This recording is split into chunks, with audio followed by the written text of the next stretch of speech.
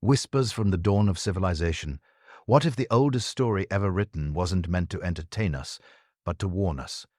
What if the clay tablets buried beneath the deserts of southern Iraq carry not mythology, but memory? Fragments of something witnessed, survived, and desperately preserved before time could erase it completely. In the dust-choked ruins of ancient Mesopotamia, where the Tigris and Euphrates once cradled the world's first cities, archaeologists uncovered something that still disturbs the neat timeline of human progress. Thousands of clay tablets, each one pressed with wedge-shaped marks by hands dead for 5 millennia. Speaking of gods who walked among men, of kings who ruled for impossible lifetimes, and of a flood so catastrophic it divided all of history into 2 eras, the world before and the world after. The Sumerians left us more than pottery shards and crumbling ziggurats. They left us stories written in their own words, in their own voices, that describe events scholars have spent over a century trying to categorize, dismiss, or explain away.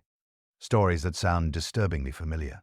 Stories that echo through every corner of our planet, whispered in different languages, but carrying the same haunting refrain. The world drowned once, and only a few survive to remember. But here's what makes these particular texts so unsettling. The Sumerians didn't write like people inventing myths. They wrote like people keeping records. Their accounts of the Great Flood include names, measurements, instructions for building survival vessels, and genealogies connecting the pre-flood world to the one that rose from the mud afterward. They documented it the same way they documented grain harvests and tax collections, with the precision of scribes who believed every word mattered, because forgetting might mean losing the last thread connecting them to everything that came before. Before we drift too far into the flooded past, take a moment to like this video and subscribe, but only if you're drawn to the kind of history that refuses to stay buried. And if you're still here listening to these ancient whispers, leave a comment telling me where you're watching from and what hour you're keeping. I'd like to imagine this story traveling across time zones, carrying these old voices softly into the night. Tonight, we're going to do something that makes historians uncomfortable. We're going to read the Sumerian flood texts, not as mythology, but as testimony. We'll trace the story of Ziusudra, the Sumerian Noah, whose account predates the biblical flood by more than 1,000 years. We'll explore the Eridu Genesis, humanity's oldest written flood narrative, and ask the questions that conventional archaeology prefers to avoid.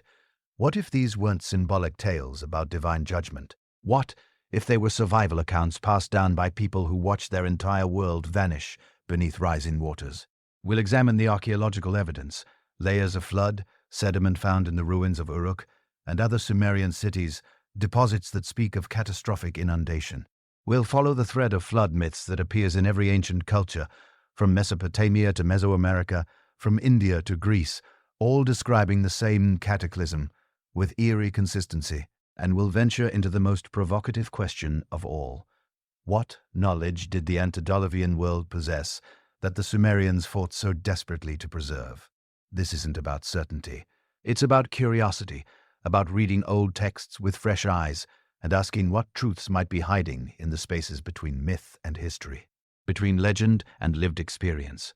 The clay tablets are waiting, and they have stories to tell that might change everything we thought we knew about our own beginning. Between the Tigris and the Sumerians, humanity's first chroniclers, Euphrates rivers in what is now southern Iraq, something impossible happened. Around 4500 BCE, in a region archaeologists call Sa, human civilization didn't gradually emerge through slow centuries of development. It exploded into existence already refined, already sophisticated, already literate. Cities rose from the alluvial plain with monumental architecture, irrigation systems spanning hundreds of miles, legal codes governing commerce and justice, and a writing system capable of recording everything from grain inventories to the structure of the cosmos. This was not supposed to happen. According to every model of cultural evolution, societies move incrementally from hunter-gatherers to settled farmers, from oral tradition to pictographs, from simple to complex, over millennia of trial and error. But Sumer skipped the intermediary steps. The archaeological record shows a sudden flowering of urban life, as though someone had planted the seeds of civilization fully formed and watched them bloom in a single generation. The Sumerians gave us the wheel, the plow, the sailboat, bronze metallurgy, the concept of time divided into 60-second minutes and 60-minute hours, a mathematical system based on the number 60 that we still use today. They created the first schools, the first farmer, the first legal precedents, the first literary works. They mapped the night sky with precision that would not be matched for 3,000 years. And they wrote it all down. The writing itself is the mystery within the mystery. Ununiform. The wedge-shaped script, pressed into wet clay with a reed stylus, appears in the archaeological record around 3,500 BCE, already developed. Ped enough to record complex administrative documents, religious hymns, and economic transactions. There are no primitive versions, no crude early attempts. The earliest tablets show a system already capable of extraordinary nuance, a script that could capture not just inventory lists, but philosophy, astronomy, mythology, and law. It was as though the Sumerians had not invented writing, but remembered it, recovered it from some earlier template, now lost to time, and what they chose to write was telling. Yes, they recorded grain shipments and tax receipts, the mundane necessities of urban life. But they also recorded something else, something they considered even more important: memory. The tablets are filled with phrases like, "in those days," "in those distant days," and "when heaven and earth were separated," and "before the flood." The Sumerians were obsessed with preserving the past, with ensuring that what had come before would not be forgotten. They saw themselves not as innovators, but as custodians, keepers of knowledge that predated their cities, their culture, perhaps even their species. And that knowledge was extraordinary. Among the thousands of ununiform tablets recovered from Sumerian sites, archaeologists found astronomical texts calculating the synodic periods of planets with stunning accuracy. One tablet records the orbital period of Venus as 584 days, a figure that requires generations of continuous observation and sophisticated mathematics to derive. The Greeks wouldn't achieve this level of precision for another 2 millennia. European astronomers wouldn't confirm it until the Renaissance. Yet there it was, pressed into clay, matter-of-fact as though copying from an older source that everyone simply accepted as true. Other tablets track the movements of Jupiter, Saturn, Mercury, and Mars. They record lunar eclipses in 18-year cycles known as the Sorrow S-cycle, a pattern that requires not just observation, but predictive modeling. They describe the precession of the equinoxes, the slow wobble of Earth's axis that takes 25,920 years to complete a full cycle. To observe precession, you need multi-generational data, spanning centuries, passed down with meticulous care, preserved against loss and corruption. How could the first civilization already possess this knowledge? Unless they were not the first, unless they were inheriting records from something older, something that had come before and been nearly destroyed. The mathematics embedded in Sumerian texts tells the same strange story. Tablets from the old Babylonian period, successors to Sumerian culture, contain trigonometric tables, calculations of square roots using iterative methods nearly identical to modern algorithms, and geometric progressions that wouldn't resurface in Western mathematics until medieval Arab scholars rediscovered them. The famous Plimpton 322 tablet contains Pythagorean triples, sets of numbers satisfying the equation a2 plus b2c, more than 1,000 years before Pythagoras was born. The tablet doesn't explain the theorem. It applies it, uses it as a tool so familiar that no instruction is needed.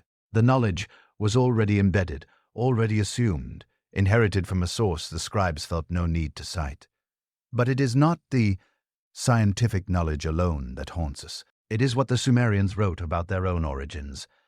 Among the most important texts preserved on clay are 3 that speak directly of the world before the flood: the Ero-Genesis, the Sumerian King List, and the Atrahasis Epic. Each one describes a time of great cities, advanced civilization, and direct contact between humans and gods.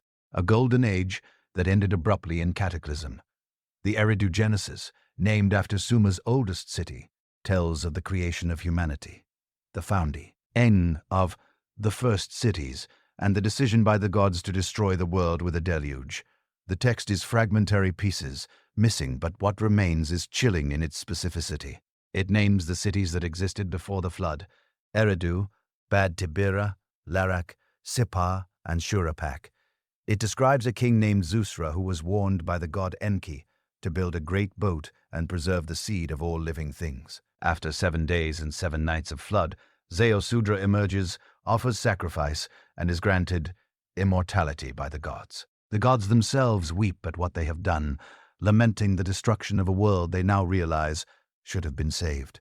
This is not myth in the casual sense. This is historical record, encoded in religious language. The Sumerians believed these cities had existed. They believed Ziusudra was real, and they believed the flood was a historical event that had reset civilization, forcing humanity to begin again from fragments. The Sumerian king list reinforces this belief in the most unsettling way possible. This text, found on multiple tablets across different sites, claims to record every king who ruled in Sumer, from the beginning of time until the scribe's present day. It begins with the line, "When kingship was lowered from heaven." Kingship was in Eridu, and then it lists the rulers who reigned before the flood along with the lengths of their reigns. Alulim ruled for 28,800 years. Alagar ruled for 36,000 years. And Menluana ruled for 43,200 years. 8 kings in total, spanning a combined 241,200 years. Mainstream scholarship dismisses these numbers as mythological, symbolic, perhaps representing dynasties rather than individuals, or encoding some numerological code now lost to interpretation. But the Sumerian scribes did not treat them as symbolic. After listing the antediluvian kings, the text simply states, "Then the flood swept over," and then it resumes W. It's a new list of kings, post-flood rulers with much shorter reigns measured in decades and centuries, not millennia. The transition is abrupt, but matter-of-fact. The flood was a boundary, a dividing line in history. Before it, the world was different. After it, humanity had to rebuild. What makes the king list so compelling is not the impossible reign lengths, but the structure. The scribes who compiled it were meticulous bureaucrats. They cross-referenced sources, noted discrepancies, and adjusted their lists based on new archaeological discoveries of older inscriptions. They took their work seriously. To them, this was not storytelling. This was history. And if the antediluvian section contained exaggerated numbers, perhaps that was because the records themselves were fragmentary, corrupted by time, copied and recopied from tablets so ancient that even the Sumerians considered them relics of a lost age. The Atrahasis epic, another flood narrative preserved in both Sumerian and later Adian versions, adds a disturbing layer to the story. It describes humanity's creation by the Anunnaki, a race of beings who came from the heavens to earth and grew weary of laboring to extract resources from the planet. To ease their burden, they created humans by mixing the blood of a slain god with clay, engineering a worker species capable of agriculture, mining, and construction. For a time, this arrangement worked. Humanity multiplied, cities flourished, and the Anunnaki oversaw civilization from their temples. But humans became too numerous, too noisy, too disruptive. The god Enlil, ruler of the Anunnaki Council, decided to eliminate them through a great flood. Enki, god of wisdom and water, opposed this decision and secretly warned the human king Atreus to build a boat and save his family along with animals and craftsmen. The seeds of civilization. The flood came. The world drowned. And when the waters receded, the surviving gods looked upon the empty earth and wept, realizing that without humanity, they had no one to sustain them, no one to maintain the temples, no one to remember their names. This is the consistent theme running through all Sumerian flood narratives. The flood was not divine punishment in the biblical sense. It was a mistake, a decision regretted, a cataclysm that nearly erased both humanity and the knowledge humanity had been given. The gods needed humanity as much as humanity needed the gods. And what emerged from the flood was a covenant, an understanding that the knowledge must be preserved at all costs, written down, encoded in durable materials, passed from generation to generation, so that it would never be lost again. The Sumerians took this task seriously. They built libraries, vast repositories of clay tablets stored in specially designed rooms within temple complexes. The library at Nippur, Sumer's religious capital, contained tens of thousands of tablets covering every subject imaginable. Hymns, myths, medical texts, mathematical tables, astronomical observations, legal contracts, and school exercises, where students copied ancient texts as part of their training. The scribes were not merely recording their own culture, they were preserving something older, translating and copying texts written in archaic forms of Sumerian that even they struggled to fully understand. And they were not alone in this obsession. Across the ancient world, separated by vast distances and supposed cultural isolation, other civilizations told the same story.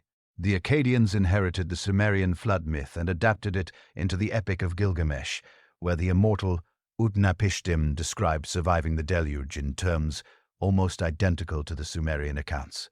The Babylonians preserved it. The Assyrians copied it into their Yal libraries, and far beyond Mesopotamia, cultures that supposedly had no contact with Sumer told the same tale.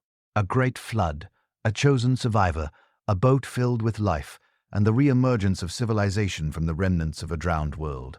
How could such consistency emerge independently? How could the details align so precisely across cultures separated by oceans and millennia, unless the memory itself was older than any single civilization? Unless the flood was not myth but history, and the story had been carried by survivors to distant shores, where it was preserved, adapted, and passed down through oral tradition until writing finally captured it again. The Sumerians believed they were recording real events. They believed the antediluvian world had existed, that the cities listed in the Eridu Genesis were once real places now buried beneath silt and time. They believed the Anunnaki had walked among them, taught them, and then withdrawn, leaving humanity with the sacred task of preservation. Whether these beliefs were literal truth, cultural memory distorted by time, or something in between, the Sumerians acted as though the knowledge they possessed was not theirs by right of discovery, but by inheritance from a world that had come before and been destroyed. And so they wrote. They pressed wedges into wet clay, recording everything they could, creating humanity's first written library, the foundation upon which all later civilizations would build. They gave us the oldest written stories, the oldest star charts, the oldest legal codes, the oldest school textbooks. They gave us the first written word for freedom, amagi, which literally means return to the mother.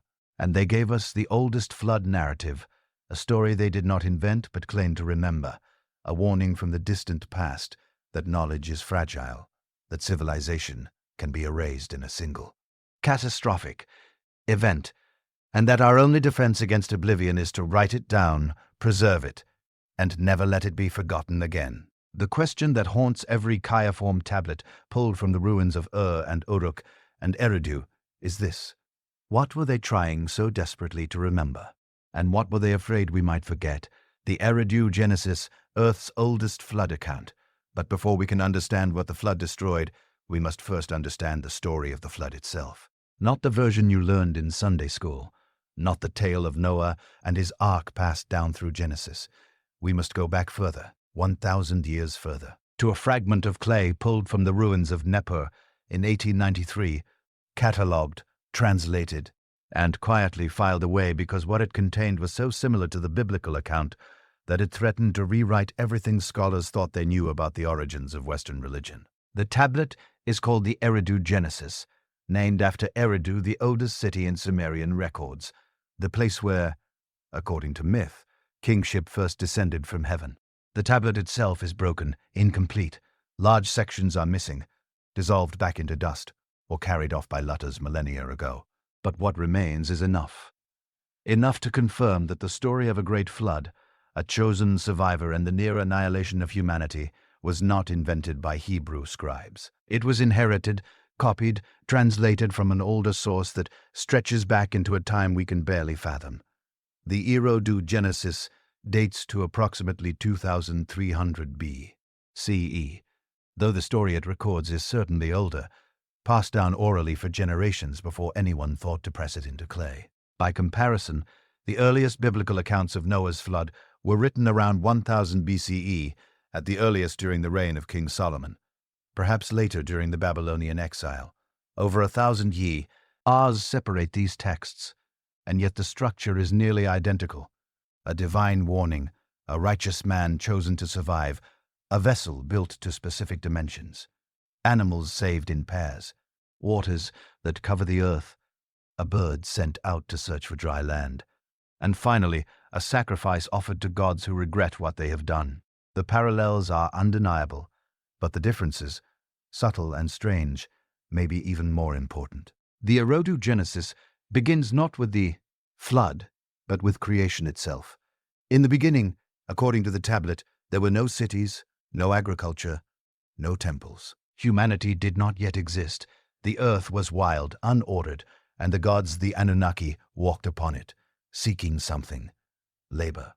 The tablets describe a problem, the work of managing the earth, digging canals, planting fields, maintaining the cosmic order, was exhausting. The younger gods, the Igi, were tasked with this labor, and they grew resentful. They toiled endlessly while the elder gods rested in their temples. And so, according to the text, the Anunnaki made a decision. They would create a new species, a worker race, designed specifically to serve them, to carry the burden of maintaining the world, so the gods would no longer need to. The god Enki, lord of the Abzu, the deep waters beneath the earth, master of wisdom and creation, took clay from the primordial waters and shaped it into the first humans. But the creation was not an act of love.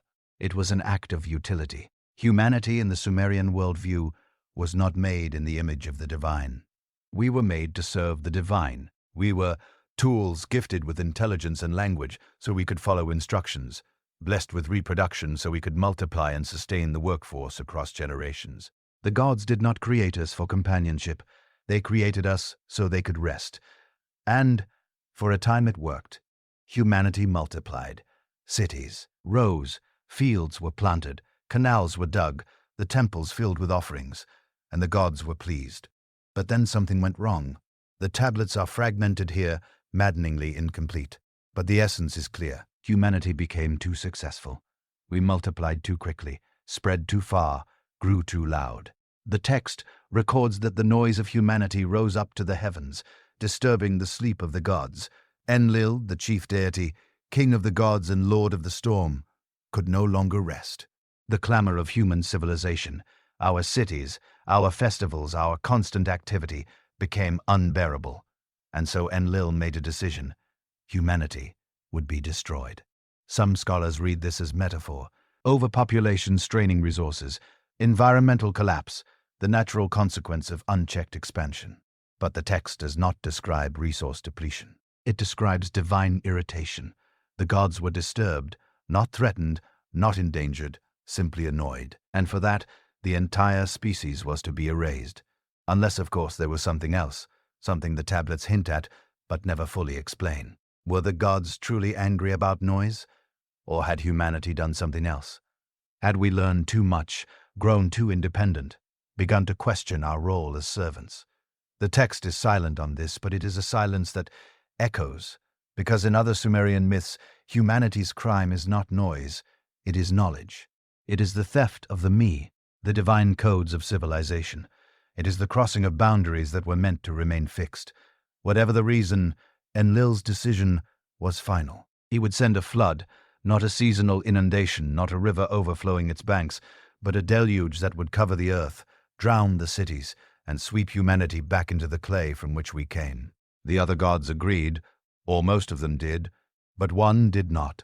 Enki, the god who had shaped humanity from the deep waters, who had given us language and thought, refused to let his creation be destroyed. He could not defy Enlil openly. To do so would be to fracture the divine order, to risk cosmic chaos, but he could act in secret. And so he did. The Erodogenesis describes Enki's rebellion in language that is quiet, almost conspiratorial. He did not appear to his chosen survivor directly. Instead, he spoke through a wall. The text records this strange detail with no elaboration, as though it were the most natural thing in the world. Enki went to the home of Ziusudra, a king of Shuruppak, a city that once stood along the Euphrates, and he spoke to the wall of Ziusudra's house, warning him of what was to come. "The flood is coming," the voice said. "Build a boat, seal it with bitumen, load it with the seed of all living things. Save yourself, save your family, save what can be saved." Why a wall? Why not appear directly? Some scholars suggest it was a legal loophole. a way for Enki to claim he had not technically violated Enlil's decree. He did not warn a human. He spoke to a structure. What the human overheard was not his responsibility. Others interpret it more literally. Perhaps Enki could not manifest fully in the physical world, or perhaps speaking through a wall was a way of concealing his presence from the other gods. Or perhaps, stranger still, the wall itself was some kind of device, a medium through which divine communication could be transmitted without direct contact. The text does not explain. It simply records, Enki spoke to the wall, and Ziusudra listening understood. The instructions were precise. The vessel was to be enormous, though the exact dimensions are lost to damage. On the tablet, it was to be sealed completely, watertight, coated inside and out with bitumen, the thick black tar that bubbled up from the earth in ancient Mesopotamia. Ziusudra was to bring his family, the animals, the seed of every plant, and enough provisions to survive an unknown duration. He was not told how long the flood would last, only that it would come, and that when it did, nothing outside the vessel would survive. And then the tablets say, the flood arrived, not gradually, not with warning rains or rising rivers. It came all at once. The text describes it in language that borders on cosmic violence. The storm god Adad roared in the clouds. The dikes of heaven were opened. The fountains of the deep burst forth. Water poured from above and below simultaneously, as though the boundary between sky and ocean had dissolved. The ancient world, the cities, the fields, the temples, everything humanity had built was swallowed. The tablet records that even the gods were terrified. They fled to the highest heaven and cowered there like dogs, trembling as they watched the world drown. It is a startling image. The gods afraid, not in control, not orchestrating the disaster with calm detachment, but panicking, realizing perhaps too late that the destruction they had unleashed was too great, too absolute. Some fragments suggest that the goddess Inanna wept, lamenting the loss of her people. Others hint that even Enlil, watching the floodwaters rise, began to regret his decision. But it was too late. The waters were already rising, and there was nothing the gods could do but watch. The flood lasted, according to the fragments that survive, 7 days and 7 nights, a week of unrelenting deluge. When it finally stopped, when the waters began to recede, the world was unrecognizable. The cities were gone. The temples were buried. The fields were covered in thick layers of silt. Ziusudra opened the hatch of his vessel and looked out onto a drowned earth. The tablet describes him releasing a bird, though the type is unclear in the damaged text. Perhaps a dove, perhaps a raven. The e-bird flew out, searching for dry land, and returned. He waited. He released another. This time it did not return. Land had emerged somewhere. Life could begin again. Ziusudra brought his vessel to rest on a mountain. The text does not name it, though later Mesopotamian versions call it Mount Nissa, a peak in the Zagros range. He disembarked, built an altar, and offered a sacrifice. The smell of burning meat rose into the air, and the gods, who had been starving, who had lost their human servants and the offerings they provided, descended eagerly. The tablet describes them gathering around the sacrifice like flies, desperate, humbled. Enlil arrived last, and when he saw Ziusudra alive, standing beside his family and the animals he had saved, Enlil's rage ignited again. Someone had defied him. Someone had warned the human. But Enki stepped forward. He confessed, or perhaps he boasted. The text is ambiguous. He did not apologize. Instead, he argued, was it right to destroy the righteous along with the wicked? Was it just to annihilate an entire species for the crime of being loud? Could the gods not have found another way? A plague, perhaps? A famine? Something targeted? Something measured? Why total destruction? And Enlil, confronted with his own cruelty, listening to the logic of Enki, relented. Not entirely, not with grace, but enough. He agreed that humanity could survive, but things would change. Humans would no longer live as long. Disease, famine, wild animals, these would keep the population in check. Mortality would be increased, suffering would be woven into existence, but extinction would be avoided. Ziusudra was blessed. He and his wife were granted immortality and taken to Dilmun, the Sumerian paradise, a distant land where the sun rises, where there is no sickness, no death, no sorrow. They would live there forever, removed from the world they had saved, honored but isolated, remembered but unreachable, and humanity descending from Ziusudra's children began again. The parallels to the biblical flood are obvious. The structure is nearly identical. A righteous man, a divine warning, a vessel, animals, a bird, a mountain, a sacrifice, a covenant. But the differences reveal something deeper, something about how these stories were understood. In Genesis, Noah is saved because he is righteous in the eyes of God. The flood is a moral reckoning, a cleansing of sin, a reset driven by divine justice. But in the Eridu Genesis, Ziusudra is not saved because he is righteous. He is saved because Enki chose him. The flood is not justice. It is annoyance. Humanity's crime is not sin. It is noise. The gods are not moral arbiters. They are powerful, capricious, and flawed. They panic. They regret. They hunger. They argue among themselves. They are not omniscient or omnipotent. They are limited, bound by their own natures, trapped in a cosmic hierarchy they cannot escape. This is not the monotheistic God of Abraham. This is something older, something stranger, a pantheon of beings who created humanity, not out of love but necessity, who nearly destroyed us not out of wrath but irritation, and who saved a remnant not out of mercy, but because one among them rebelled and refused to let his creation die. It is a vision of divinity that is profoundly alien to modern religious thought. And yet, it is the older version, the original, the story from which all the others descended. And the question remains, haunting every wedge-shaped mark on that broken tablet. Was this myth, or was it memory? Did the Sumerians invent this story to explain the silt layers beneath their cities, or were they recording something that actually happened? Preserving a testimony passed down from survivors who had lived through a cataclysm so vast that it felt like the end of the world. Because here is the uncomfortable truth. The flood in the Eridu Genesis is not described like myth. It is described like reportage. The details are specific. The geography is real. The timeline is measurable. 7 days and nights, a mountain in the Zagros range, a vessel coated with bitumen. These are not the embellishments of fantasy. They are the annotations of memory. And when archaeologists began digging beneath the cities of ancient Sumer, they found something that should not have been there. Layers of clay, thick, sterile sedimentary deposits separating older occupation layers from newer ones, flood layers, physical evidence that at some point in the deep past, the cities of Mesopotamia had been drowned, not once, but multiple times, as though the earth itself were confirming what the tablets had been saying all along. The flood was real, it happened, and someone survived to tell the story. But what was lost beneath those waters? What kind of world existed before the deluge?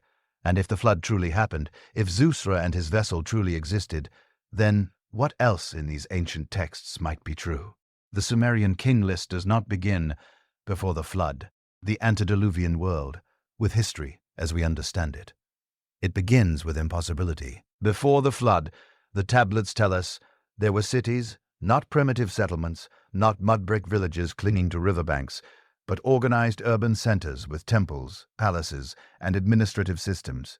7 cities in total: Eridu, Batibba, Larak, Sippa, and Shuruppak, each one ruled by kings whose reign stretched not for decades, but for millennia. Alulim, the first king of Eridu, ruled for 28,800 years. His successor, Algar, for 36,000 years. Enmanlu Anana of Bad Tibira reigned for 43,200 years. The numbers continue, absurd and precise, until the flood sweeps everything away. 8 kings, 10 kings depending on which version of the list you read. Together, they governed for a combined total of over 240,000 years. Mainstream scholars dismiss these figures as mythological inflation. The lengths of reign, they argue, are symbolic, reflecting the sacred importance of these antediluvian rulers, not their actual lifespan. Perhaps the numbers represent dynasties rather than individuals. Perhaps they are metaphors for ages of stability or divine favor. Perhaps they are a simply fantasy. And yet, the Sumerians did not treat these numbers as fantasy. They copied them meticulously, generation after generation, preserving the exact figures across multiple versions of the king list. They maintained separate records for antediluvian and post-Diluvian rulers, as though acknowledging a clear dividing line in history. Before the flood, time functioned differently. Humanity functioned differently, and the world itself was something other than what came after. So what kind of world was it? According to the fragments that survive, the antediluvian world was not primitive. It was advanced, organized, governed by principles that would later be lost and only slowly recovered. The texts describe agriculture that was not subsistence farming, but systematized cultivation. Grain was measured, recorded, distributed through temple complexes that functioned as both religious centers and administrative hubs. Irrigation canals, those lifelines of Mesopotamian civilization, already existed. The knowledge of how to divert rivers, control flooding, and channel water across arid plains was already in place, not developing, already operational. Metalwork, too, appears in the pre-Diluvian world. Bronze is mentioned, tools and weapons forged with an understanding of alloy ratios that should not exist yet.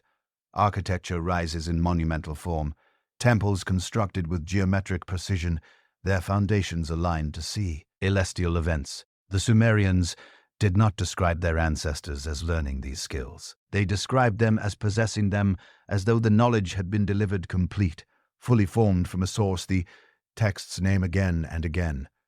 The Anunnaki, those who from heaven to earth came. The phrase appears so often in Sumerian literature that it becomes almost liturgical, a refrain woven through creation myths, king lists, temple hymns, and legal codes. The Anunnaki were not distant abstractions. They were active participants in the world before the flood. They walked among humans. They taught, commanded, built, and ruled. And according to the tablets, they were the reason humanity existed at all. The creation of humanity, as described in texts like the Atreus' Epic and the Enuma Elish, was not an act of love. It was an act of necessity. The Anunnaki, laboring in the depths of the earth to mine precious minerals and maintain the infrastructure of their world, grew weary. The work was endless, the conditions unbearable, and so they rebelled. The younger gods, the Yigi, cast down their tools and refused to continue. Enlil, the chief of the Anunnaki Council, was prepared to destroy them. But Enki, ever the clever one, proposed an alternative: create a new being, a creature capable of labor, intelligent enough to follow commands, but limited enough to remain subservient, a worker, a servant, humanity. The method described in the texts is disturbingly precise. Enki and the birth goddess Ninu, also called Ninasag, take clay from the Abzu, the primordial waters beneath the earth, but clay alone is not enough. They mix it with the blood of a slain god, a deity sacrificed specifically for this purpose. His divine essence, his me, is blended with earthly matter. The result is Adam Damu, not Adam in the biblical sense, though the linguistic echo is unavoidable. Adamu means one of earth or one made from clay, the first human, the prototype. And once the design proves successful, Ninu creates more. 7 males, 7 females, the templates from which all humanity descends. This was not a gift. It was engineering. Humanity, according to the Sumerians, was designed. We were not born from divine love or cosmic accident. We were manufactured to serve to carry the burdens the Anunnaki no longer wished to bear. Our purpose was labor. Our value was utility. And yet within that grim origin, something unexpected emerged. Consciousness, language, creativity, the ability not just to obey, but to remember, to question, to preserve. Perhaps that is why the texts also describe something else, something the Anunnaki had not planned for, the mixing of bloodlines. In fragmentary tablets and passing references, the Sumerian records hint at unions between the Anunnaki and human women. The offspring of these unions were called various names depending on the text. Sometimes they are described simply as mighty men, rulers, or heroes. Other fragments refer to them as possessing qualities beyond normal humans: wisdom, strength, beauty, or lifespan far exceeding that of ordinary mortals. These hybrid beings occupied a space between the divine and the earthly. They were not fully human, but neither were they gods. They were something in between, and their existence troubled the cosmic order. This theme appears across multiple mythologies, not just Sumerian, the Nephilim of Hebrew tradition. Born from the sons of God and the daughters of men, the titans of Greek myth, half-divine beings who challenged the gods, the demigods of Hindu epics, warriors and kings with celestial parentage. The pattern repeats, and in every case these hybrid beings are associated with the world before a great cataclysm. Their existence is a symptom of something gone wrong, a boundary cross, said, a sacred order violated, and in every case they are swept away by flood, fire, or divine wrath. The Sumerian texts are more reserved in their descriptions, but the implication is clear. The antediluvian world became corrupted, not morally in the way later religions would frame sin, but structurally the separation between divine and human, which was supposed to be absolute, had been compromised. Knowledge that was meant to remain with the Anunnaki had leaked into human hands. Humanity designed to serve had begun to aspire, and perhaps most troubling of all, they had begun to multiply. The Atrahasis epic is explicit on this point. The gods grew disturbed not by human wickedness, but by human noise. The land became wide, the people became numerous, the gods were troubled by their noise. Enlil could not sleep because of the clamor. It was not sin that provoked the flood, it was population. Humanity had become too many, too loud, too unmanageable. The experiment had exceeded its parameters, and so the decision was made. Wipe it clean, start again, reduce the population to a manageable number, and ensure that such expansion could never happen again. But before that decision was enacted, the antediluvian world reached heights that, according to the texts, would not be seen again for thousands of years. Consider the knowledge embedded in Sumerian astronomy. The texts name all the planets of our solar system, not just the ones visible to the naked eye, Mercury, Venus, Mars, Jupiter, Saturn, but all of them, including Uranus, Neptune, and Pluto, bodies that modern science did not confirm until the 18th, 19th, and 20th centuries, respectively, using telescopes and mathematical prediction. How could the Sumerians have known? One seal in particular, catalog number VA243, housed in the Forder Razzies Museum in Berlin, has become the center of intense debate. The seal depicts stars surrounded by 11 smaller spheres. Researchers, like Zechariah Sitchin, argued that this represents the sun and the planets, a complete map of the solar system carved into stone over 4,000 years ago. Critics counter that the image is symbolic, that the spheres represent stars, not planets, and that reading it as a solar system diagram is overinterpretation. And yet, the Sumerians possessed astronomical knowledge that should not exist in their time period. They knew the Earth was round. They understood it, rotated, they charted the precession of the equinoxes, that slow wobble of Earth's axis requiring 26,000 years to complete a full cycle. They tracked Venus with perfect accuracy. They recorded the orbital periods of outer planets. Where did this knowledge come from? Trial and error over centuries, perhaps. Or perhaps it was inherited, passed down from the antediluvian world, where the Anunnaki beings with longer lifespans or advanced instruments had already completed the observations and simply taught the results to humanity. The texts describe the Anunnaki possessing me, not just the cultural or legal kind, but cosmological me, the codes that governed planetary motion, the structure of the heavens, the mathematics of celestial cycles. To possess these me was to possess power, and in the world before the flood, that power was concentrated in the hands of the Anunnaki and their chosen kings. These kings, the antediluvian rulers with their impossible reigns, were not elected.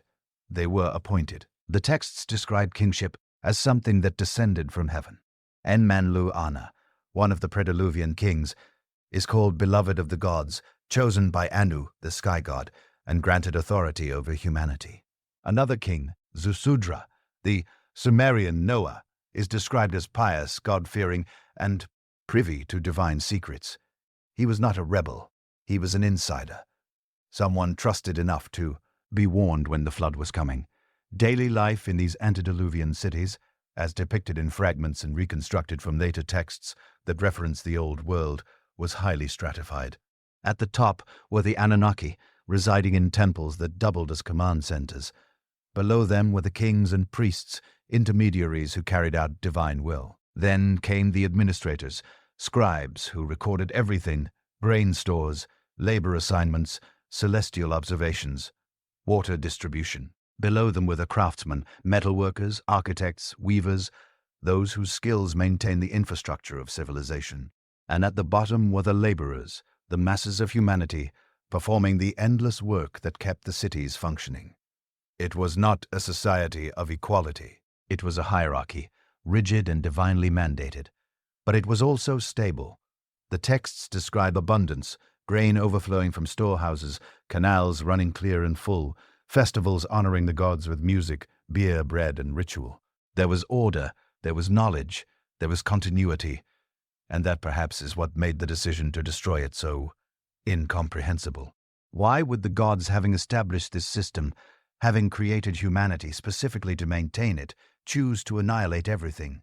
The texts offer several answers, none of them entirely satisfying. Overpopulation, noise, corruption of bloodlines, humanity's failure to remain obedient.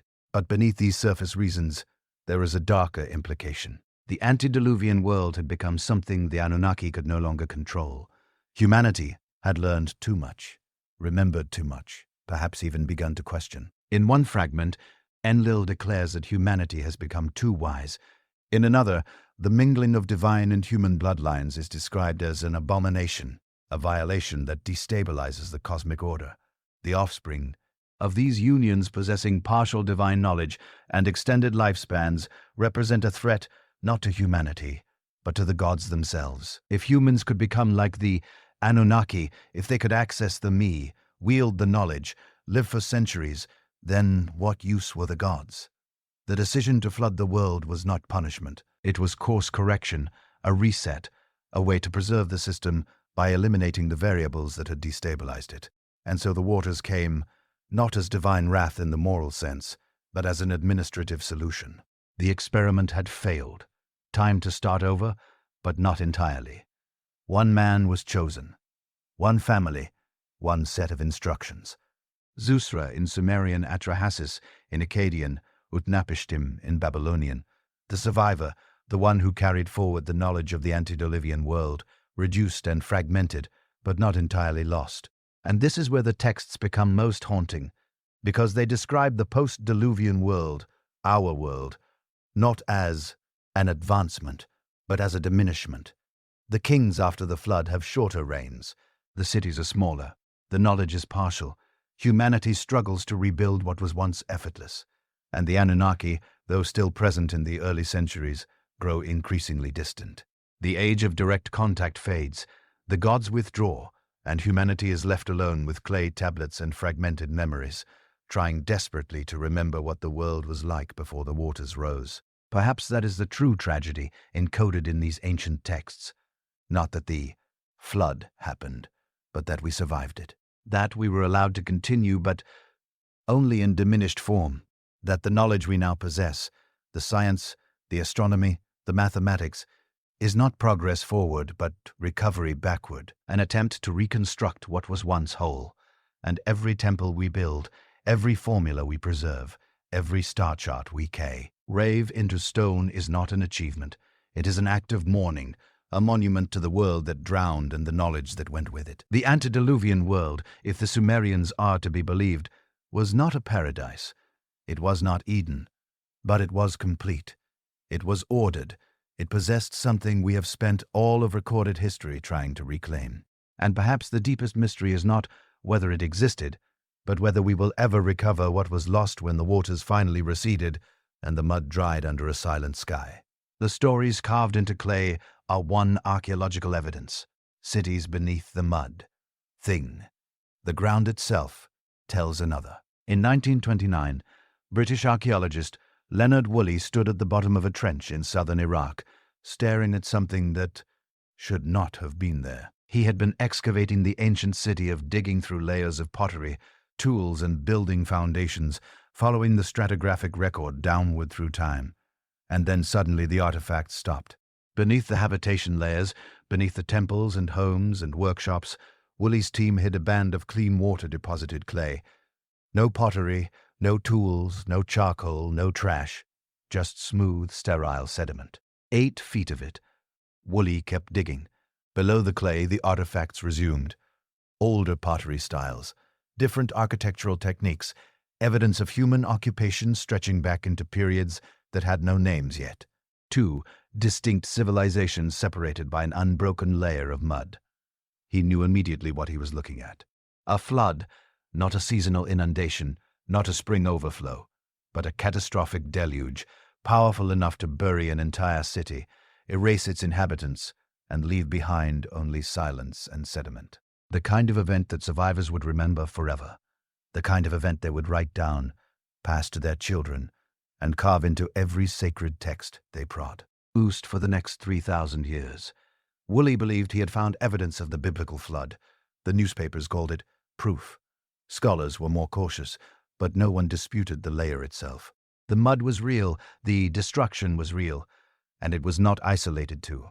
Over the following decades, as excavations spread across Mesopotamia, archaeologists found the same signature at site after site. Uruk, one of the world's first great cities, showed a thick deposit of alluvial clay, dated to roughly 2,900 BCE, CE separating earlier settlement layers from later reconstruction. Shuruppak, the city where Ziusudra, the Sumerian Noah, was said to have ruled, revealed multiple flood strata, evidence of repeated catastrophic inundations. Kish, Lagash, Nineveh, all bore the scars, layers of silt and clay interrupting the archaeological record like punctuation marks in a sentence, written by water. The floods were not synchronous. The layers did not all date to the same decade or even the same century. Some were earlier, some later. Some cities flooded while others remained dry. This was not a single global deluge covering the entire Earth. But it was something, a series of catastrophic events that struck the Mesopotamian plain with enough regularity and violence that the people living there came to see flooding not as an anomaly, but as an inevitability, a cosmic reset, a divine punishment, the way the world ended and began again. And the timing is remarkable. The flood layers cluster around a narrow window, roughly 300 to 2900 BCE, the precise transitional period between the Ubade culture, the region's earliest widespread civilization, and the emergence of the Sumerians. Before the floods, we see scattered villages, simple pottery, basic agriculture.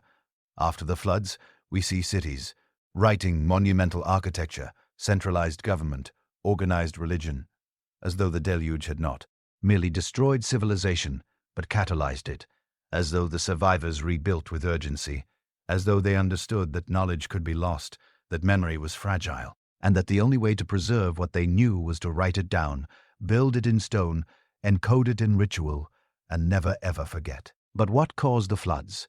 The Mesopotamian plain is a flat land cradled between the Tigris and Euphrates, rivers stretching from the Persian Gulf to the foothills of the Zagros Mountains. It is one of the most flood-prone regions on Earth. Seasonal rains, snowmelt from the mountains, and the unpredictable surges of the rivers have always made life here precarious. Even a modest rise in water levels could turn the plain into a shallow sea, drowning villages, destroying crops, and displacing populations. To the people living there, such an event would feel apocalyptic, total the end of the world. Modern geology confirms this.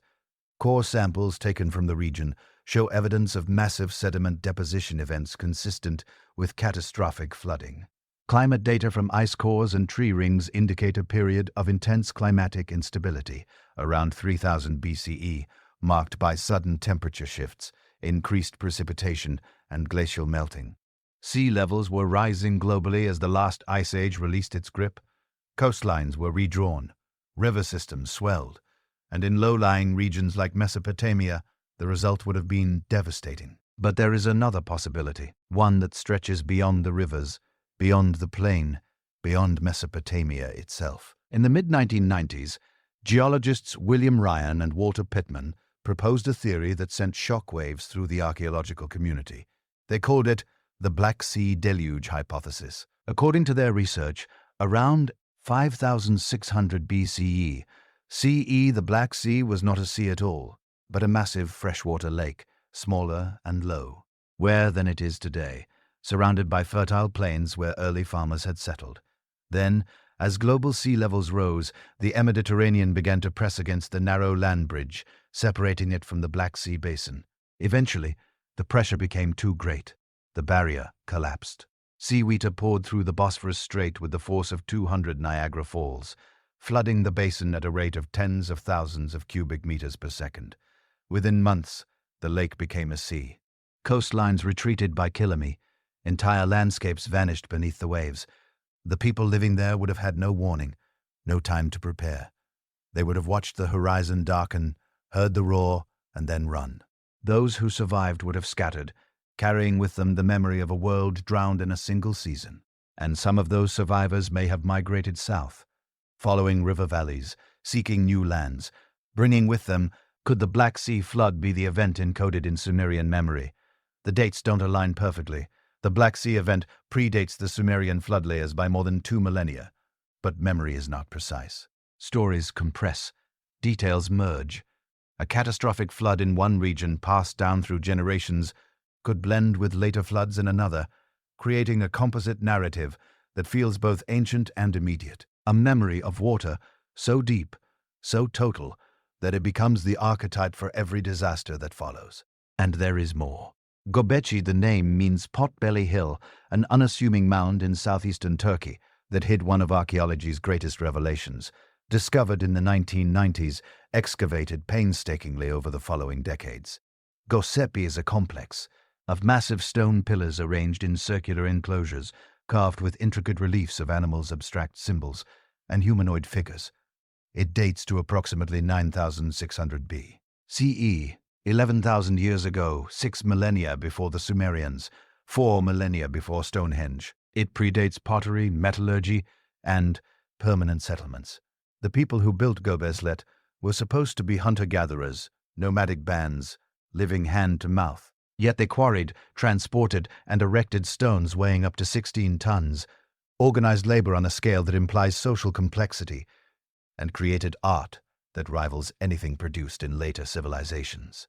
And then around 8000 BCE, they buried it deliberately.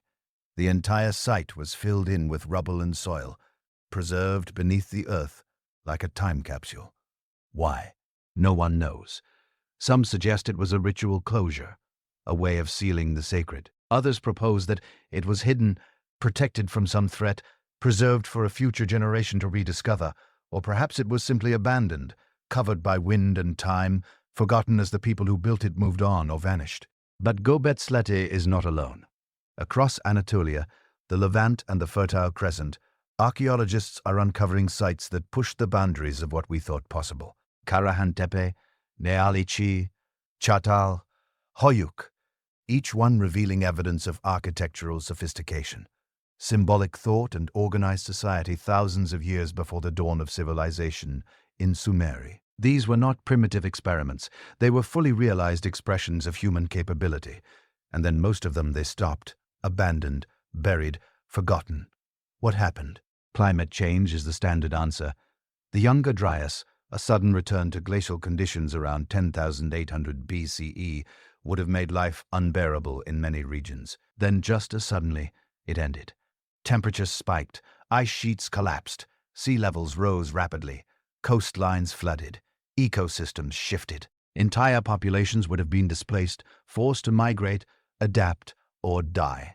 The survivors would have carried their knowledge with them, fragments of what they once knew, seeds of civilization, waiting for the right conditions to take root again.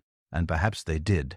Perhaps the people who built Göbekli, or their descendants, or their knowledge eventually reached the plains of Mesopotamia. Perhaps they settled along the rivers, adapted to the new environment, and began to rebuild. And perhaps, after another catastrophic flood around 30,000 BCE, they rebuilt again, this time with writing, this time with permanence.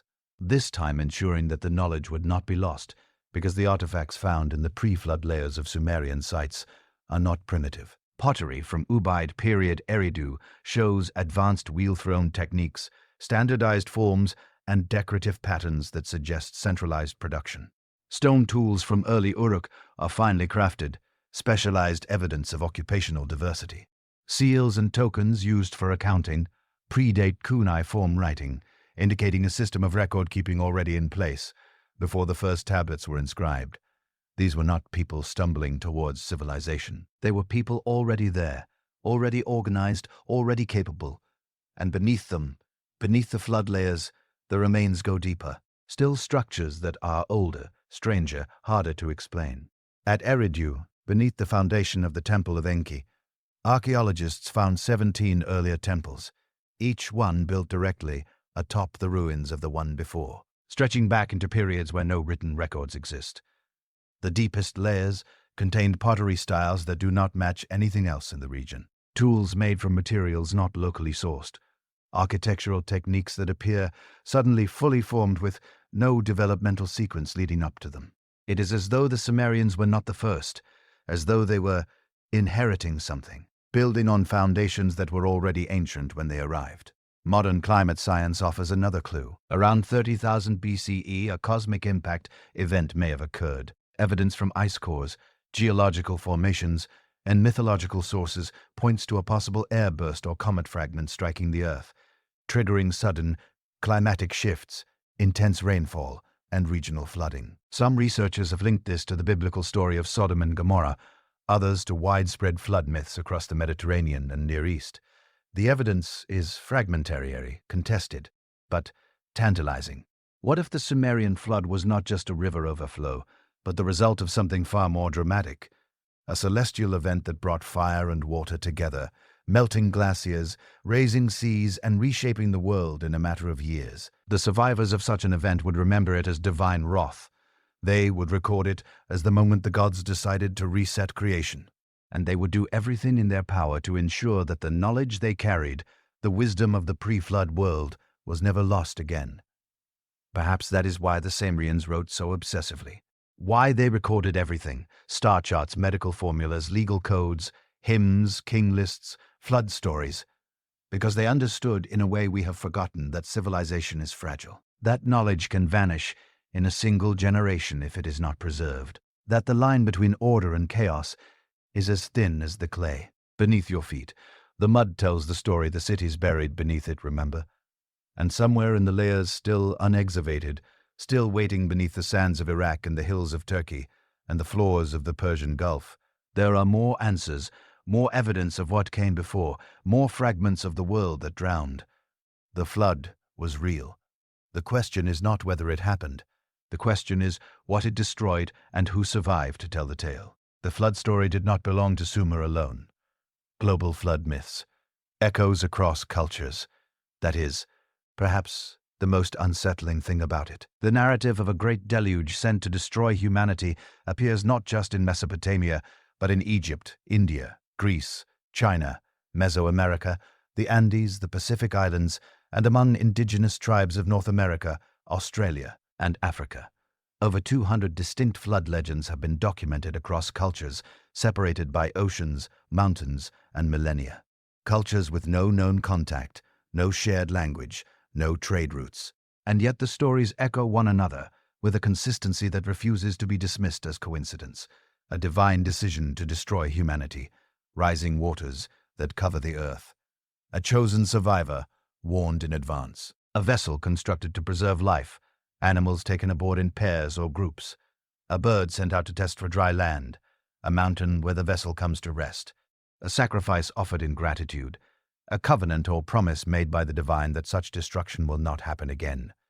The details shift, the names change, the gods wear different faces, but the structure remains intact, like the skeleton of something enormous buried beneath the surface of human memory, revealing itself in fragments wherever you dig. The most famous parallel is also the closest.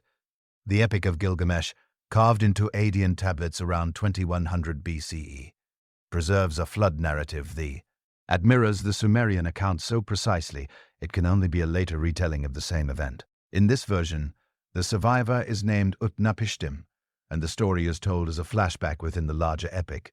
Gilgamesh, seeking immortality after the death of his friend, Enkidu travels to the edge of the world to meet the one human who has escaped death, Utnapishtim, the man who survived the flood. Utnapishtim tells Gilgamesh that the gods, disturbed by the noise and overpopulation of humanity, decided to send a deluge. But Aya, the god of wisdom, equivalent to the Sumerian Enki, whispered a warning through the reed walls of Utnapishtim's house. "Build a boat," Ea commanded. "Seal it with bitumen. Take aboard the seed of all living things." Utnapishtim obeyed. He constructed a massive vessel 6 decks high with equal dimensions on all sides, a cube floating on the waters of annihilation. When the rains came, they lasted 6 days and 6 nights. The storm was so fierce that even the gods cowered in fear, retreating to the highest heavens, trembling like dogs at what they had unleashed. When the waters subsided, the boat came to rest on Mount Namosh. Utnapishtim released a dove. It found no place to land and returned. He released a swallow. It too returned. Finally, he released a raven, and it did not come back. The earth was dry. Utnapishtim emerged, built an altar, and offered sacrifice. The gods, smelling the sweet savor, gathered around like flies, realizing too late that they had nearly destroyed the very beings who worshipped them. Aya rebuked the gods for their recklessness, and Enlil, the chief deity who had ordered the flood, granted Utnapishtim and his wife immortality as compensation. They were taken to dwell at the mouth of the rivers, beyond the reach of death, the last survivors of the world before. The parallels to the biblical account are undeniable. Genesis, chapters 6-9 tell the story of Noah, a righteous man in a corrupt generation, chosen by God to survive a flood that would cleanse the earth. God commands Noah to build an ark specifying its dimensions, 300 cubits long, 50 cubits wide, 30 cubits high, 3 decks, a door in the side sealed with pitch. Noah is instructed to bring aboard his family and pairs of every living creature, 7 pairs of clean animals, 2 of the unclean. The rain falls for 40 days and 40 nights. The waters cover the earth for 150 days. The ark comes to rest on the mountains of Ararat. Noah releases a raven, then a dove, then another dove which returns with an olive branch. The earth is dry. Noah builds an altar and offers burnt sacrifices. God smells the pleasing aroma and promises never again to curse the ground or destroy all living creatures. A rainbow is set in the sky as a covenant, a sign that the waters will not return. For centuries, scholars assumed the biblical account was the original, that Moses had received it by divine revelation. But in 1872, George Smith, a British archaeologist working in the basement of the British Museum, deciphered a fragment of that shattered that assumption. It was part of the Epic of Gilgamesh, and it described a flood nearly identical to Noah's. The tablet predated the biblical text by at least 1,000 years. The implications were immediate and unavoidable. The Genesis account was not unique. It was a Hebrew adaptation of a much older Mesopotamian tradition, carried forward from Sumerian through Akkadian and Babylonian sources, preserved in the cultural memory of the exiled Israelites who lived in Babylon during the 6th century BCE. But if the flood story could travel from Sumer to Babylon to Jerusalem, where else had it gone? And more disturbingly, what if it hadn't traveled at all? What if it had always been there, embedded in the collective memory? Humanity because humanity had experienced it? In the Hindu tradition, the earliest texts, the Vedas and Puranas, describe a great flood sent to destroy the world at the end of a cosmic cycle. The survivor is Manu, the progenitor of the current human race. One day, while performing ablutions in a river, Manu finds a small fish struggling in the water. The fish begs him for protection, promising that in return it will save him from a coming catastrophe. Manu places the fish in a jar. It grows rapidly, forcing him to move it to a larger tank, then to a pond, then to the river, and finally to the ocean, where the fish reveals itself as Matsya, an avatar of the god Vishnu. Matsya warns Manu that a great flood will soon engulf the world. He instructs him to build a large boat and take aboard the 7 great sages, seeds of all plants and pairs of all animals. When the deluge comes, Matsya, now enormous, pulls the boat through the raging waters with a rope tied to his horn. The flood lasts for many ages, submerging even the highest mountains. When the waters recede, the boat comes to rest on the summit of the Himalayas. Manu alone of all humanity survives, and from him, the world is repopulated.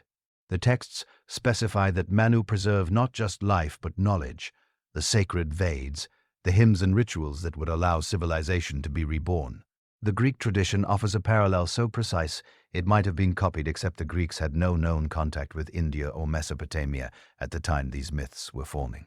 In their account, Zeus, enraged by the wickedness of humanity during the Bronze Age, decides to destroy the world with a flood. Prometheus, the Titan who had stolen fire for humanity, warns his son Deucalion. Deucalion builds a wooden chest, a primitive ark, and takes aboard his wife, Pyrrha. The rains fall for 9 days and 9 nights. All of humanity perishes, except for Deucalion and Pyrrha. Their vessel comes to rest on Mount Parnassus. When the waters recede, they offer sacrifice to Zeus, who sends Hermes to grant them a wish. They ask for humanity to be restored. The gods instruct them to throw stones over their shoulders.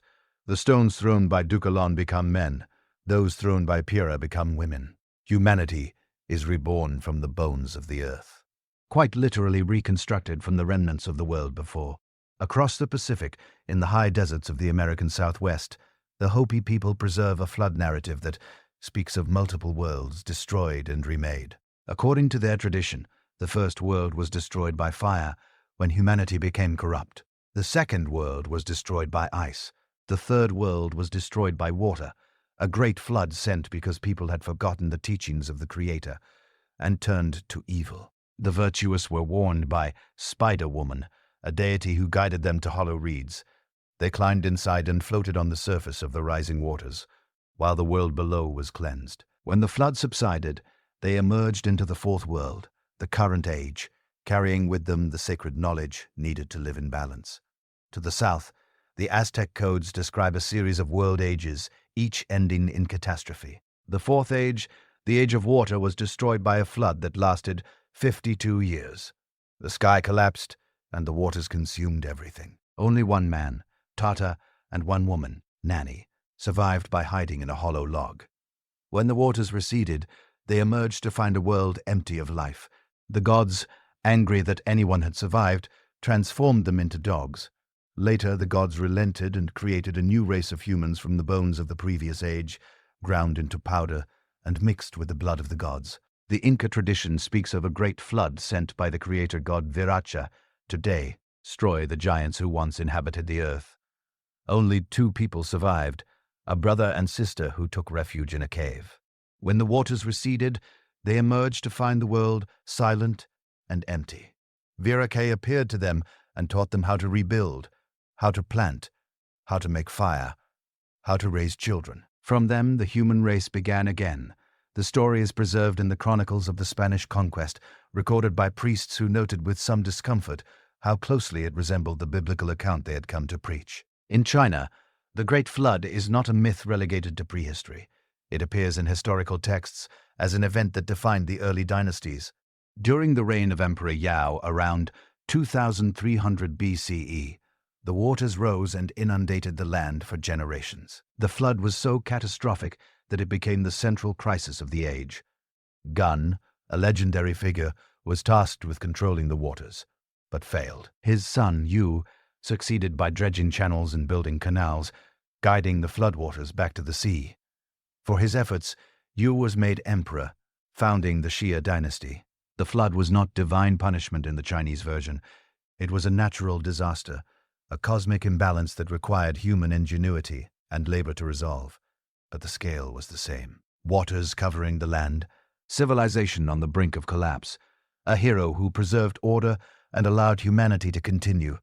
Even in Australia, among the Aboriginal peoples, whose oral traditions stretch back tens of thousands of years, flood stories persist. The Kurnai people of southeastern Australia tell of a time when the sea rose rapidly, drowning the land and forcing people to flee to the mountains. The Gundongura people speak of a great flood that covered the earth, sent as punishment with only a few survivors who climbed to the highest peaks. These stories embedded in songlines and dreamtime. Narratives are among the oldest continuously preserved oral traditions on earth, and they, too, remember water rising unstoppable, erasing the world. Why? That is the question that refuses to go away. Why would cultures on opposite sides of the planet, with no writing, no ships capable of ocean crossings, no means of communication, develop nearly identical flood narratives? The standard academic explanation is that floods are common, rivers overflow, storms bring devastation, coastal communities experience tsunamis. Every culture eventually will face a catastrophic flood, and each will preserve the memory in myth. Local events become universal in the retelling. Hyperbole and religious interpretation transform a regional disaster into a cosmic one. But that explanation struggles under the weight of the specifics. These are not vague stories about water. They are detailed, structured accounts with recurring motifs. Divine judgment, a single family saved, a vessel of refuge, birds sent to find land, a mountain of landing, a promise or covenant. If each culture were independently mythologizing local floods, we would expect chaotic diversity, wildly different details reflecting different geographies and theologies. Instead, we find uniformity. We find the same story rewritten in different languages, adapted to different gods, but preserving the same essential truth. Some researchers suggest a common ancestral source, a Proto-Indo-European or even older flood myth carried by migrating populations as they spread across the globe. The story could have traveled with humans as they left Africa, crossed into the Middle East, moved into Europe, Asia, and eventually across the Bering Land Bridge into the Americas. One original event remembered and retold, diverging over millennia, but never entirely losing its shape. That would explain the consistency. But it raises another question. If the flood story is that old enough to predate the dispersal of human populations, then it predates civilization itself. It predates writing, agriculture, cities. What kind of flood could have been so catastrophic, so universally traumatic, that pre-civilized humans carried its memory for tens of thousands of years? Or, and this is where what if the stories are not exaggerations? What if they are not mythologized memories of local floods? What if they are fragmented, culturally adapted records of a single global event? A deluge so vast, so destructive, that it reset human civilization and survived in the collective memory of every society that emerged afterward. Not because they learned the story from one another, but because they all survived the same disaster. The geological record shows evidence of rapid sea level rise at the end of the last ice age, around 10,000 to 8,000 BCE. The melting of glacial ice sheets caused oceans to rise by more than 400 feet over a few 000 years. Coastal settlements, if they existed, would have been drowned. Entire landscapes submerged, river valleys flooded. Some researchers point to events like the flooding of the Black Sea Basin around 5600 BCE, when rising Mediterranean waters breached a natural dam and inundated a vast freshwater lake in a matter of months, forcing mass migration. Others suggest comet impacts, volcanic eruptions, or subsurface crustal displacement, any of which could trigger tsunamis and flooding on a scale difficult to imagine. But if such an event occurred, if there was a real flood vast enough to traumatize the ancient world, then the stories are not myths, they are testimony. And the survivors scattered across the globe, each rebuilding in isolation, would naturally preserve the memory in the language and symbolism of their own emerging cultures. The Sumerian Ziusudra becomes the Bab, Yelonian Utnapishtim, who becomes the Hebrew Noah, who echoes the Hindu Manu, the Greek Deucalion, the Chinese Yu, the Hopi ancestors in their reeds. Different names, same man, or at least the same experience, the same terror, the same desperate hope, the same moment when everything was lost, and a few somehow endured. And if that is true, if these are not fables but fractured history, then the question becomes inescapable. What else did they remember? What other knowledge? What other stories? What other truths about the world before the flood have been encoded in myth, waiting for us to learn how to read them properly? The Sumerians said civilization was given, not invented. The Greeks said knowledge came from Prometheus, stolen from the gods. The Egyptians said it came from Thu, from the rishis. The Mesoamericans from Quetzalcoatl. Every culture remembers teachers, bringers of knowledge, beings who came from somewhere else or some other time to instruct humanity in the arts of survival. Perhaps that is the deepest echo of all, not just the flood, but what came before it, and who or what made sure that not everything was forgotten.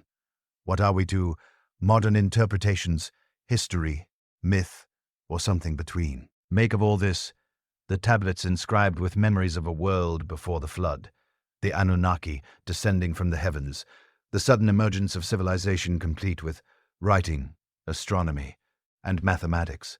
How do we reconcile these ancient texts with what we think we know about the deep past? The academic establishment has largely settled on an answer, one that preserves the boundaries of consensus history.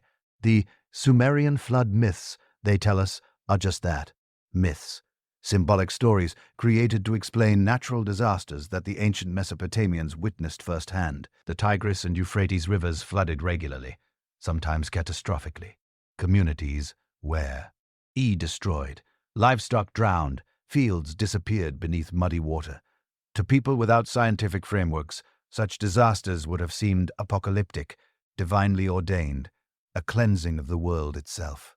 According to this interpretation, the Sumerians took these localized flooding events and amplified them into cosmic narrative. They transformed regional catastrophes into universal judgment, human kings into immortal survivors, and the gods, who controlled the weather, into deliberate architects of extinction. It's a literary device, scholars argue, a way of processing trauma, explaining suffering, and asserting moral order in a chaotic universe. The flood myth becomes theology, not history, metaphor, not memory. And there is evidence for this view. The Mesopotamian floodplain is geologically prone to inundation. Archaeological excavations have uncovered multiple layers of flood deposits at sites like Uruk and Shuruppak, thick strata of clean clay sandwiched between occupation layers, evidence that these cities were indeed submerged, abandoned, then rebuilt. But these floods were not simultaneous. They occurred at different times in different places. No single deluge erased all of Mesopotamian civilization. Number 7. Day rainstorm covered the world. So, the scholarly consensus holds firm. The Eridu Genesis, the Atresis epic, the story of Ziusudra. These are mythologized memories of real but limited disasters, localized, explicable, human-scale catastrophes elevated to divine drama through the narrative art of ancient priests. Case closed, except the case refuses to close. Because there are problems with this neat explanation, problems that whisper from the edges of the data, refusing to be silenced. First, there is the matter of consistency. If each culture's flood myth emerged independently from local flooding events, why do they share such specific details? The warning. From the gods, the command to build a vessel, the preservation of animals, the sending of birds to test for dry land, the landing on a mountaintop. These narrative beats appear not just in Mesopotamia, but across the world, from Greece to India, from China to the Americas. Flood myths that describe not seasonal river overflow, but world-ending cataclysm. Waters that covered mountains. Waters that erased previous civilizations entirely. How do we explain the Inca legends of Viracha, who emerged from Lake Titicaca after a great flood destroyed the world? Or the Hopi traditions of multiple worlds destroyed by water, with only a few survivors ascending to the next? Or the Aboriginal Australian stories of a time when the sea rose and swallowed the coastal lands, forcing the ancestors to flee to higher ground? These are not river valleys prone to seasonal flooding. These are cultures separated by oceans, by thousands of miles, by linguistic and genetic isolation. And yet they all remember the same thing: water rising, consuming, nearly ending everything. Coincidence? Archetypal psychology, emerging from the human subconscious perhaps. Or perhaps they remember because something happened, something older and larger than localized floods in ancient Mesopotamia. Enter the younger Dus impact hypothesis, a theory that sits uncomfortably at the boundary between mainstream science and controversial speculation, but one that refuses to go away. Around 12,800 years ago, the Earth was emerging from the last ice age. Glaciers that had covered much of North America and Europe were retreating. The climate was warming. Humanity was transitioning from nomadic hunting to the first experiments with agriculture. And then suddenly everything reversed. Temperatures plummeted. The glaciers stopped melting or in some regions began advancing again. This cold snap, known as the Younger Driest Period, lasted for roughly 200 years before temperatures abruptly warmed again, and the Ice Age finally ended. For decades, scientists attributed the Younger Dus to changes in ocean circulation, shifts in the Gulf Stream, natural climate variability. But in recent years, a more dramatic explanation has emerged. What if the temperature reversal was triggered by a cosmic impact, a comet or asteroid fragmenting in Earth's atmosphere, exploding over the North American ice sheet with the force of millions of nuclear weapons? The evidence is fragmentary, but compelling. A layer of sediment dated to approximately 10,800 BCE, right at the beginning of the Younger Dus, contains unusual materials. Nanodiamonds formed only under extreme pressure, microscopic spherules of melted rock, charcoal indicating massive wildfires, iridium, an element rare on Earth but common in asteroids, and perhaps most tellingly, a black matte layer found across dozens of archaeological sites in North America, a carbon-rich deposit that suggests widespread burning. If the impact hypothesis is correct, the consequences would have been unimaginable. The explosions would have instantly melted portions of the ice sheet, releasing catastrophic floods, tsunamis hundreds of feet high, rivers of meltwater carving out landscapes in hours that should have taken millennia. The Great Lakes Basin, the Scablins of Washington state, the English Channel, all possibly carved or expanded by sudden violent deluges triggered by the impacts. And then the fires, debris from the explosion raining down a superheated ejector, igniting forests across continents, smoke and ash filling the atmosphere, blocking sunlight, triggering the cold snap that would last over a millennium. Megafauna, the great mammals of the Pleistocene, mammoths, saber-toothed cats, giant sloths, went extinct within a geologically eye, not slowly, not gradually, but suddenly, as though something catastrophic had removed them from the world all at once. Human populations would have been devastated. The Clovis culture of North America, once widespread, disappears from the archaeological record right at the Younger Dryas boundary, not gradually declining but vanishing. In Europe, populations contracted, sites were abandoned, and genetic evidence suggests a population bottleneck, a sharp reduction in human numbers. Could this be the flood? Not a metaphor, not a myth, but a memory. A real-world altering cataclysm that nearly erased humanity, preserved in the oral traditions of survivors who scattered to distant shores and rebuilt from the ruins. The hypothesis remains controversial. Some geologists dispute the impact evidence, arguing that the materials can be explained by terrestrial processes, but other researchers continue to find supporting data. Impact craters potentially dating to this period, genetic evidence of population bottlenecks in multiple species, archaeological sites showing sudden abandonment, and always the flood myths, hundreds of them across every inhabited continent, all describing the same event. If the Younger Deuce impact occurred, if it triggered floods that reshaped coastlines and drowned entire regions, then we must ask a more unsettling question. What was lost? What kind of civilization existed before the waters rose?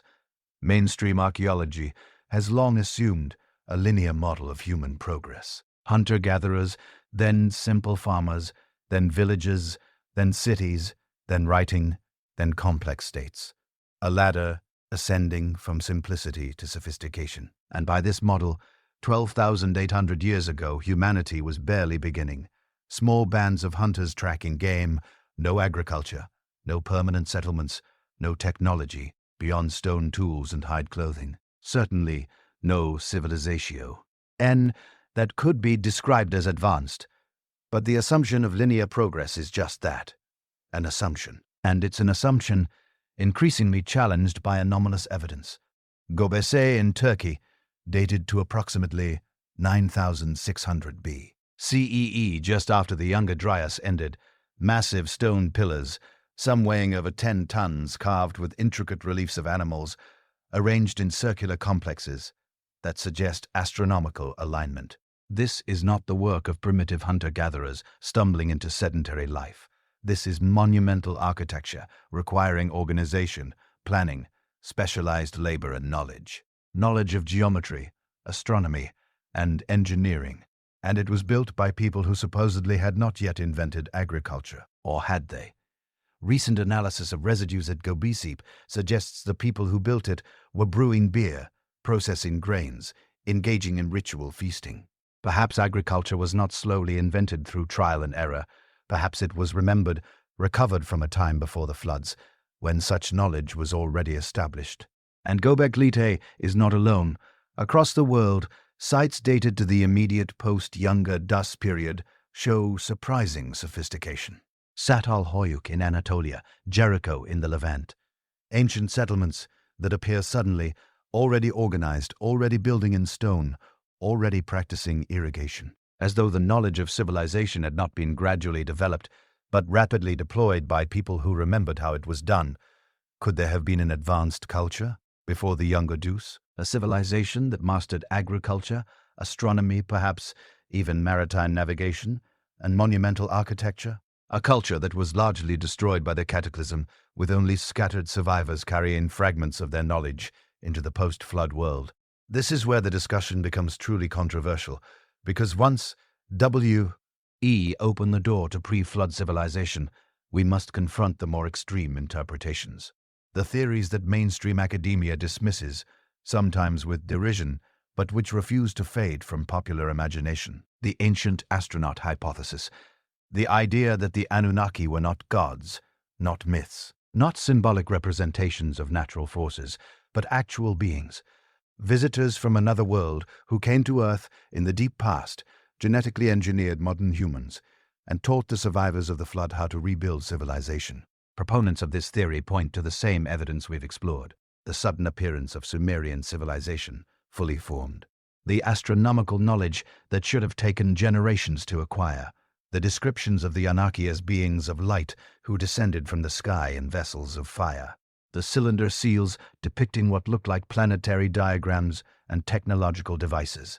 The persistent global myths of sky gods bringing knowledge to humanity. They ask, why would the Sumerians describe their gods as coming from the heavens if it were purely symbolic?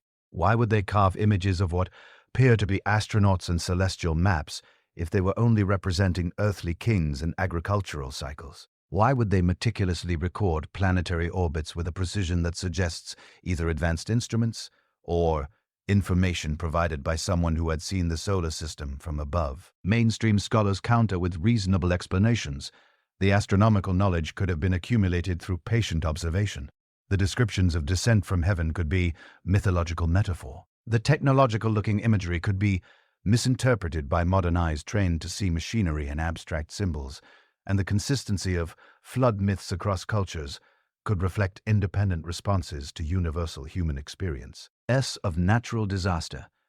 These are rational arguments grounded in parsimony, in Occam's razor, in the principle that we should prefer simpler explanations over extraordinary ones, and they hold sway in academic institutions, for good reason. Evidence for extraterrestrial visitation remains circumstantial at best. No spacecraft recovered, no alien artifacts with unambiguous non-terrestrial signatures, no genetic markers that definitively prove artificial manipulation of human DNA.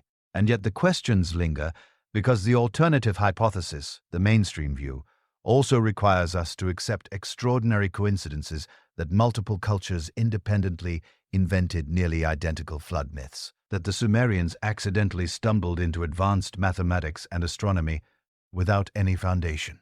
That civilization emerged, fully formed from scattered hunter-gatherer bands within a few centuries after the world's climate stabilized. So we are left in the space between certainty and speculation, between documented fact and tantalizing possibility. What can we say with confidence? We know the Sumerians possessed genuine knowledge, mathematical, astronomical, metallurgical knowledge that was sophisticated and accurate. We know they attributed this knowledge to the Anunnaki, beings they described as coming from heaven.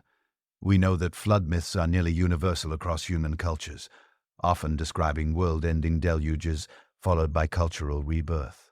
We know that approximately 12,000 years ago, the Earth experienced a dramatic climate event, possibly triggered by cosmic impact that would have caused massive flooding and population collapse. And we know that in the immediate aftermath of this event, complex societies began appearing with surprising rapidity, building monuments, practicing agriculture, and developing systems of knowledge that seemed almost too advanced for their supposed stage of development. What we don't know is how to connect these pieces. Were the Anunnaki literal beings or symbolic representations?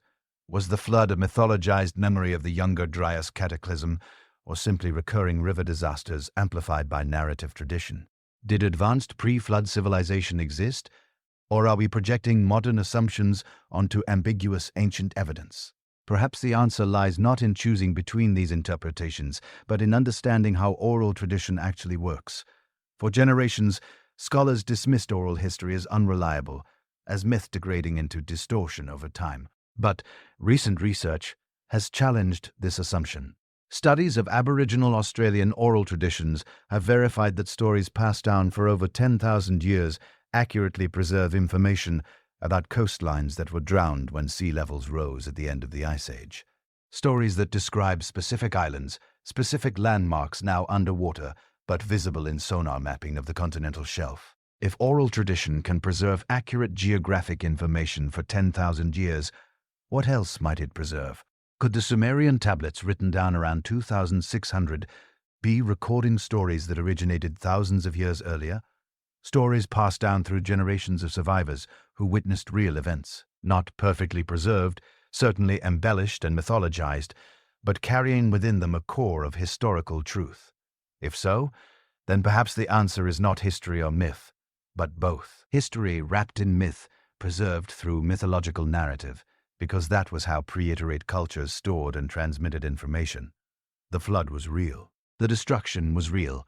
The knowledge that was lost and partially recovered was real, but the survivors lacking scientific language described what they experienced in the terms available to them. Gods, heavens, divine intervention, not because they were primitive or superstitious, but because they were human, making sense of catastrophe through the narrative structures of their time. And we living in the 21st century, with satellites and DNA sequencing and deep-time archaeology, we are still trying to translate their words, still trying to extract the data from the mythology, still trying to answer the question that haunts every ancient text: what actually happened?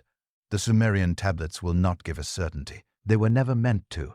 They are fragments, clay impressions of stories told around fires, recorded by scribes who are themselves working from older sources. But they offer us something perhaps more valuable than certainty. They offer us the challenge, the invitation to look deeper into our past, to question our assumptions about human history, to remain open to the possibility that we have forgotten more than we remember. Because whether the Anunnaki were gods, ancestors, survivors of a lost civilization, or something else entirely, the knowledge they left behind was real.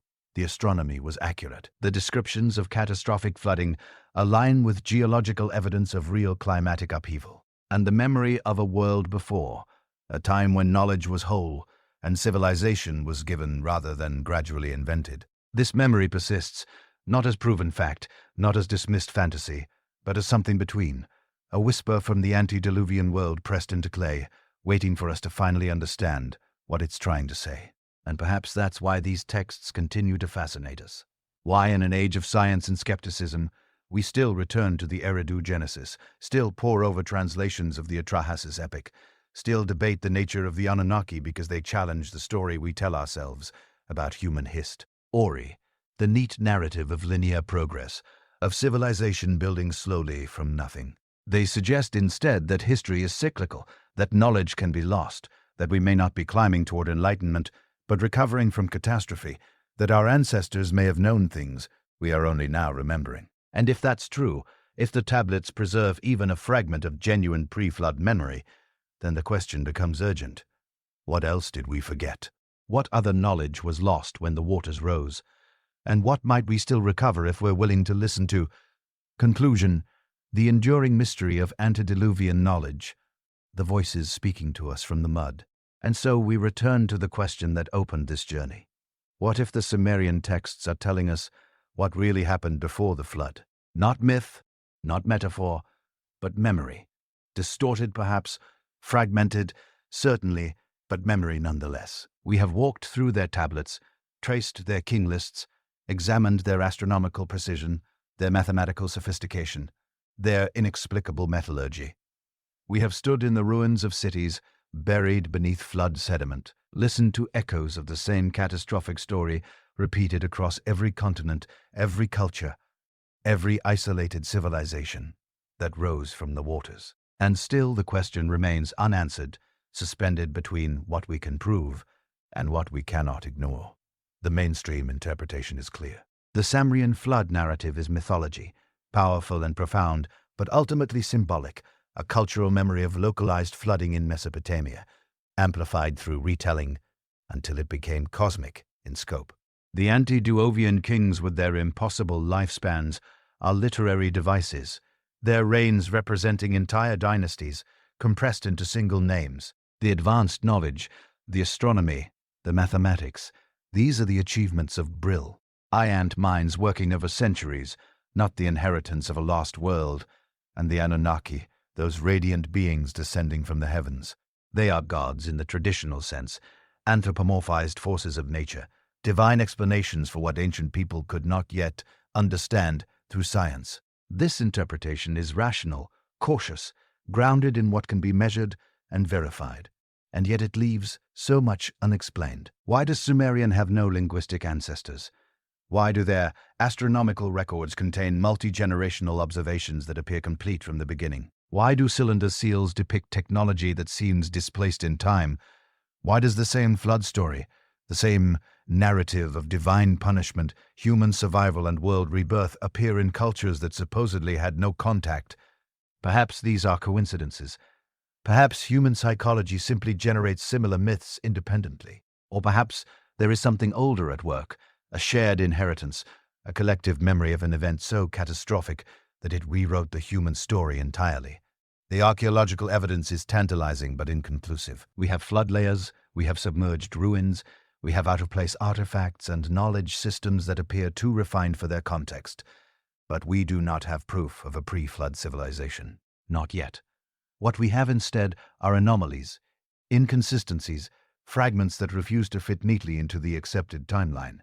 And those fragments ask uncomfortable questions, questions about what we assume, what we overlook, and what we might be missing because we are looking in the wrong places, or asking with the wrong framework. The Sumerians themselves seem to have understood this tension. They did not claim to be the first. They claimed to be the inheritors, the scribes tasked with preserving what had been given, what had survived. Their tablets read not like the work of inventors, but of archivists, carefully recording knowledge they did not fully understand, but knew must not be lost again.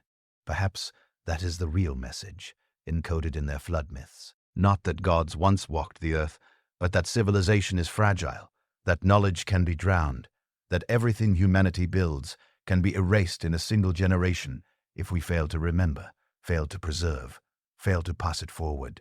Whether the antediluvian world was a literal advanced civilization, a mythic golden age, or something stranger still, the Sumerian texts force us to confront an unsettling possibility, that our ancestors were not primitive, that their knowledge was not accidental, and that the history we think we know may be only the most recent chapter in a much longer, much stranger story.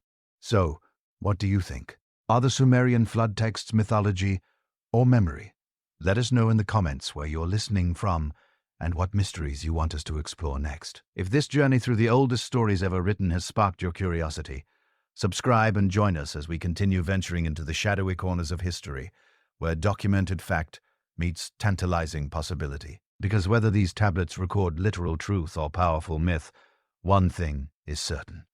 The Sumerians looked back across the floodwaters and saw something we have forgotten. And in the wedge-shaped marks they pressed into clay, they left us a message, not answers, but an invitation to remember, to question, to wonder what else might be buried beneath the mud, waiting to be found. The mystery endures, and so do